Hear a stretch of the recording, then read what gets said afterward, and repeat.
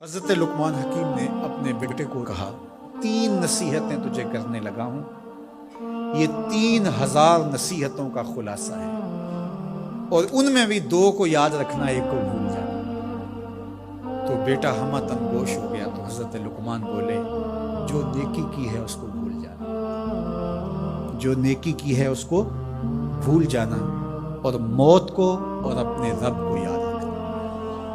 یہ میری ساری نصیحتوں کا خلاصہ ہے۔ جو نیکی کی ہے وہ بھول جانا، چاہے وہ کسی شخص کے ساتھ کی ہے، چاہے وہ نیکی عبادت کی صورت میں ہے، چاہے وہ ریاضت کی شکل میں ہے، خدمت انسانی ہے، کسی رشتہ دار کے ساتھ نیکی کی ہے، تو کہا بھول جانا جس طرح کی ہوئی نہیں ہے۔ حضرت معاذ بن جبل رضی اللہ تعالیٰ عنہ حضور کے روضہ انور کے سامنے بیٹھ کے رو رہے تھے۔ حضرت عمر گزرے تو پوچھا اے معاذ کیوں رو رہے ہو؟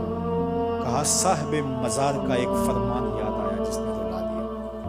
کہا وہ کیا فرمان ہے؟ کہا ایک دن حضور نے کہا تھا ادنا سی ریا بھی شرک ہے، تھوڑی سی ریاکاری بھی شرک ہے۔ اللہ صرف اس عمل کو قبول کرتا ہے جو محض اس کے لیے کیا جائے۔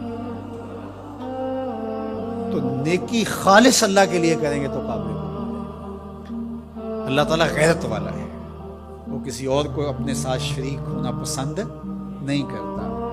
تو جب بھی نیکی کرو، یہ ثلث دین ہے، انما الاعمال بالنیات۔ اس حدیث کو علماء نے کہا ہے تیسرا حصہ دین کا اس میں ہے کہ اعمال کا دار و مدار نیتوں پہ ہے۔ نیت کا خالص ہونا شرط ہے، ورنہ محنت بھی کی، سجدے بھی کیے، خیراتیں بھی کی، سب کچھ کیا، لیکن نامہ اعمال میں 0 کیتی کتری پئی کھو محمد تے سکہ بنیا سردا۔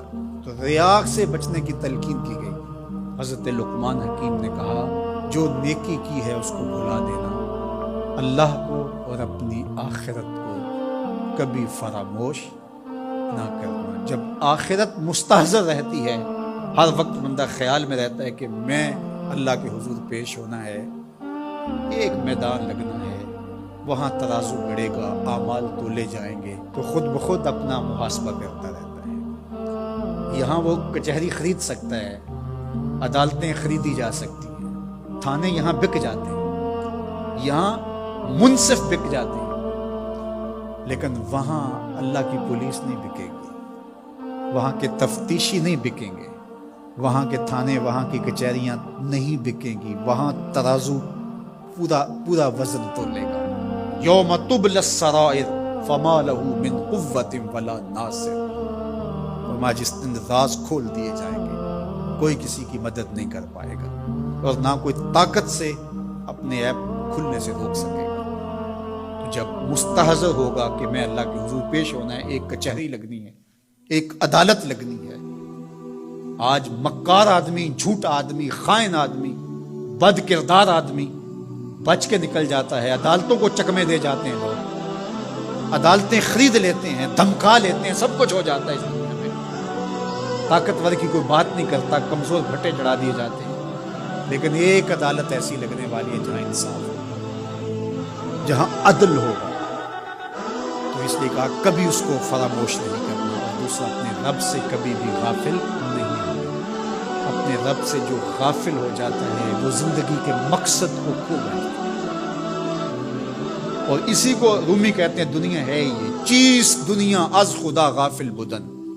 دنیا کیا ہے؟ کہا سونے چاندی ہیرے جواہرات کا نام دنیا نہیں ہے، خدا سے غافل ہو جانے کا نام۔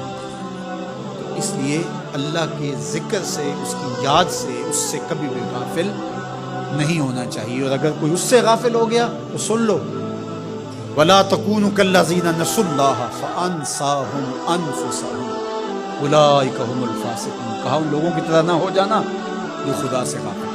تو جب وہ خدا سے غافل ہو گئے، اللہ نے انہیں ان کی ذاتوں سے بے خبر کر دیا۔ کسی نے کہا اقبال سے کہ تو نے خود ہی کا سبق کہاں سے لیا تھا؟ کہا قرآن کی اس آیت سے لیا تھا۔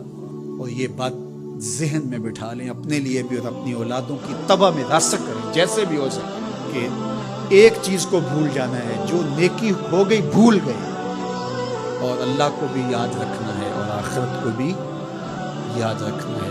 یہ چیز یاد رہ گئی تو سمجھ جاؤ خیر ہے، اور اگر یہ 2 چیزیں بھول گئی، اور جو بھولنے کی چیزیں